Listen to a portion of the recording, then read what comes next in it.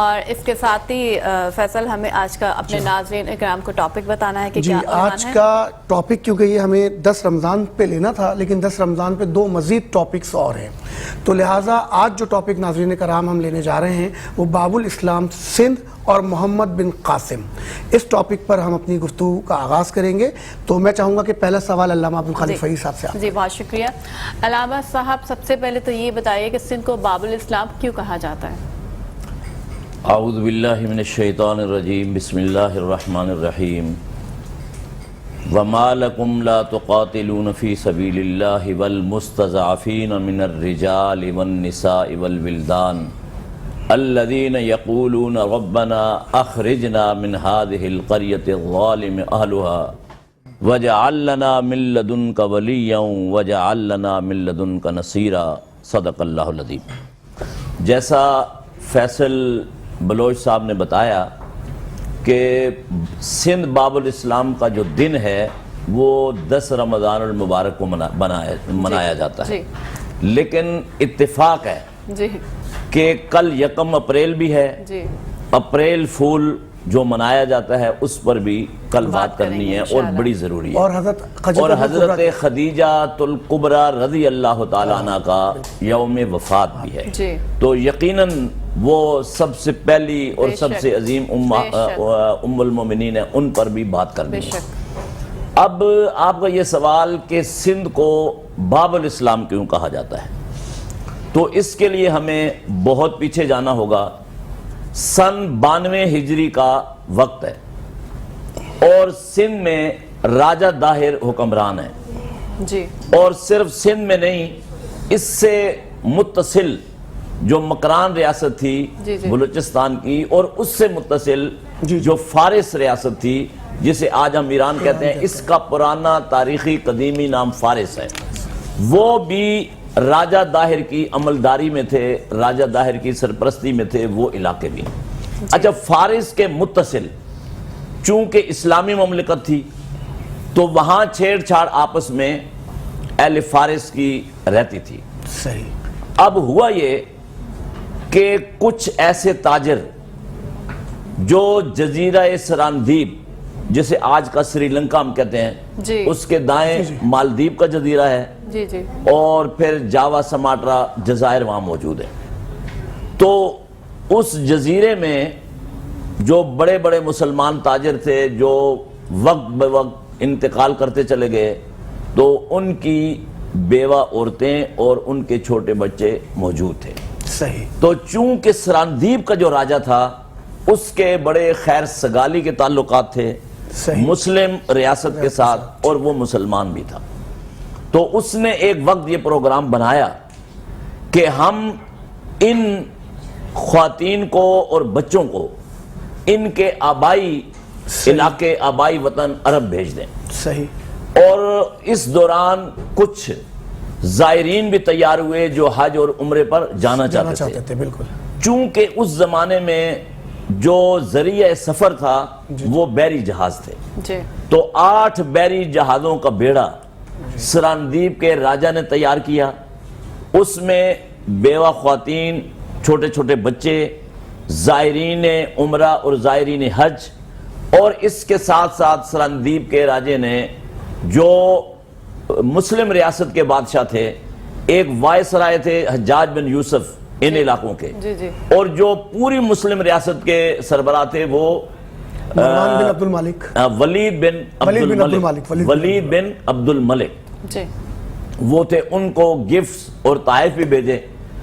اب یہ جو جہازوں کا بیڑا ہے یہ اپنے رستے پر جا رہا تھا، تو ہوائیں کچھ ایسی چلیں کہ وہ اپنی جگہ سے ہٹ کر اس طرف آ گیا۔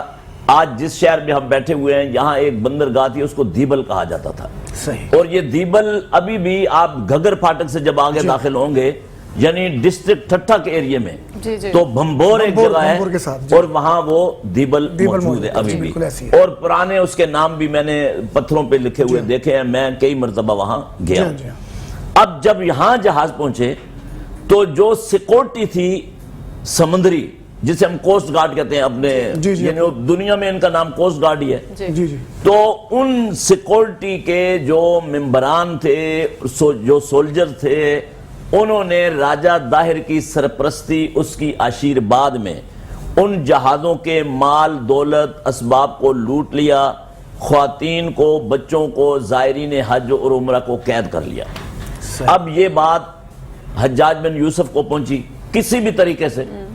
حجاج بن یوسف نے پہلے پہل راجہ داہر کو یہ خط لکھا کہ چونکہ یہ عرب لوگ ہیں اور پھر زائرین حج عمرہ جو ہیں وہ بڑے معزز ہیں، اور پھر جو یعنی کہ ولید بن عبد الملک کے لیے جو گفٹس ہیں وہ یہ سب چیزیں آپ واگزار کرا کر ان جہازوں کے تھرو ہمارے پاس بھیج دیں.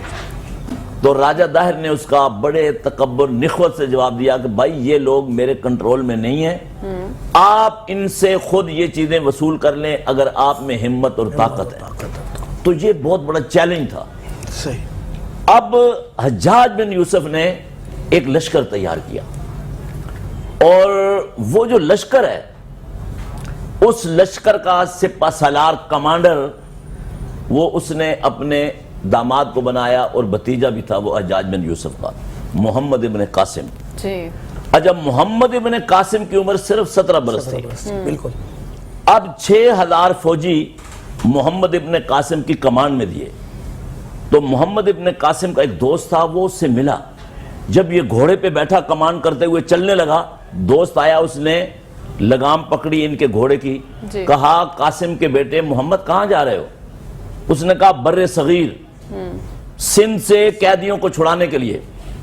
تو اس نے کہا بھائی یہ 6000 لوگ لے کر اتنے بڑے دور دراز علاقے میں اور اتنے زیادہ لوگوں کو لڑنے جا رہے ہو، موت کی طرف تم جا رہے ہو. اگر جا رہے ہو موت کی طرف تو پیدل جاؤ، گھوڑے پر بیٹھ کر نہ جاؤ، تاکہ چند آپ کو دن مزید زندگی کے مل جائیں. اچھا. تو محمد ابن قاسم نے اب یہ مکالمہ اور بہت بڑی بات کہی. اس نے کہا اگر میں موت کی طرف جا رہا ہوں تو سن لو، میں رب کی ملاقات کی طرف جا رہا ہوں. اس نے آیت پڑھی قرآن کی، وَعَجِلْتُ إِلَيْكَ رَبِّ لِتَرْضَىٰ، کہ اللہ میں آپ کی ملاقات کے لیے آ رہا ہوں. یعنی جذبہ جہاد اور جذبہ شہادت. اور کسی نے کہا مائیں ایسے بہادر بچے جنتی ہیں خال خال. کیا بات ہے. تو محمد ابن قاسم پھر جب وہاں سے چلا، اس نے مکران کو بھی فتح کیا، اس نے فارس میں جو لوگ اس طرح کی کاموں میں ملوث تھے، بغاوت میں، ان کی بغاوت کو بھی درست کیا. اچھا علامہ صاحب، یہاں میں یہ بات کہوں گا کہ آج میں آپ کو ایک اور بات بھی یاد کرا دوں کہ آج وہ دن ہے جس دن ہماری ملک کی ایک بیٹی کو بھی اغوا کیا گیا. ان کا نام ہے ڈاکٹر عافیہ صدیقی. تو کیا آج بھی ایسے محمد بن قاسم کی ضرورت ہے؟ دیکھیں ابھی پہلے ہم وہ بات پوری کر لیں. محمد ابن قاسم چلتے چلتے راجہ داہر کی عملداری میں آئے، اور اروڑ قلعہ جو تھا وہ راجہ داہر کا ایک بہت بڑا قلعہ تھا جو اس وقت روڑی میں اس کے آثار موجود ہیں. تو محمد ابن قاسم نے اس راجہ داہر کو ایسی تاریخی شکست فاش دی کہ شاید علامہ صاحب معذرت قطع کلامی کے لیے ہمارے پاس لائیو کالر دیکھتے ہیں کون ہے. السلام علیکم. جی وعلیکم السلام. میرا نام وسیم ہے. سوال آپ کے یہاں یہ چل رہا تھا کہ رمضان مبارک کے روزے کب فرض ہوئے؟ آپ کی آواز بہت کم آ رہی ہے. رمضان مبارک کے جو روزہ ہے وہ 2 ہجری میں فرض ہوئے تھے.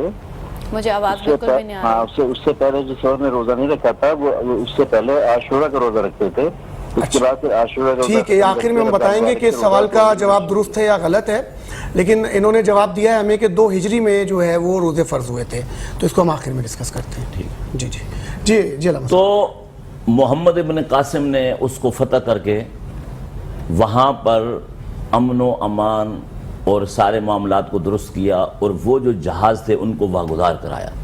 اب یہاں پر ایک بہت بڑا سوال پیدا ہوتا ہے جس کا پروپیگنڈا سامراج سے ہم سنتے چلے آ رہے ہیں جی.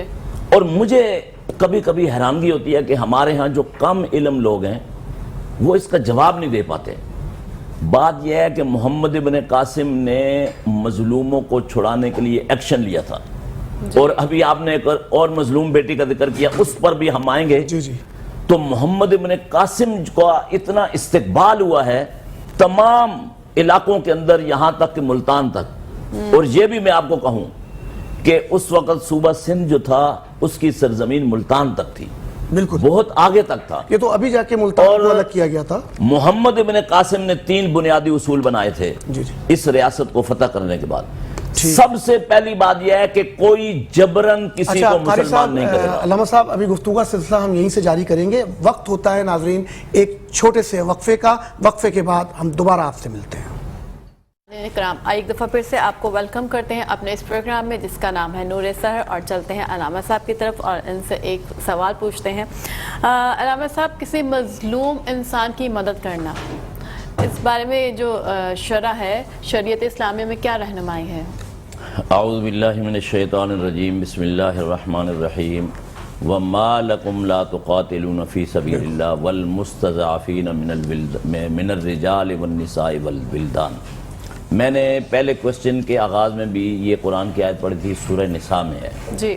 اس میں اللہ رب العالمین فرما رہے ہیں کہ آپ کو کیا ہو گیا ہے، آپ ان لوگوں کے لیے سٹرگل نہیں کرتے، جدوجہد نہیں کرتے جو کمزور لوگ ہیں، وہ یعنی کمزور مرد ہوں یا خواتین ہوں یا بچے ہوں، جو یہ کہتے ہیں کہ اے اللہ ہمیں ظالموں کی بستی سے نجات عطا فرما اور کسی کو ہمارا مددگار بنا دے اور ہمارا ساتھی بنا دے۔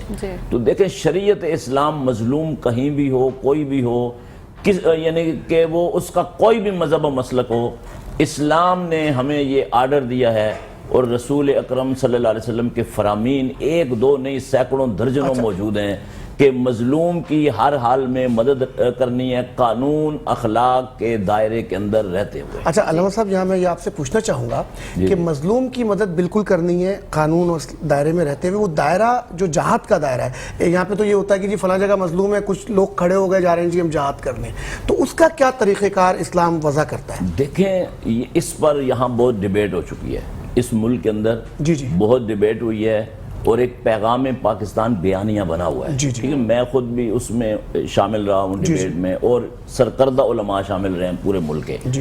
بات یہ طے ہوئی ہے کہ جہاد کی جو اناؤنسمنٹ ہے وہ ریاست کرے گی، اور ریاست کی یہ ذمہ داری ہے، ریاست اگر چاہے گی تو آپ کو بھیجے گی، از خود جو لوگ کھڑے ہو جاتے ہیں۔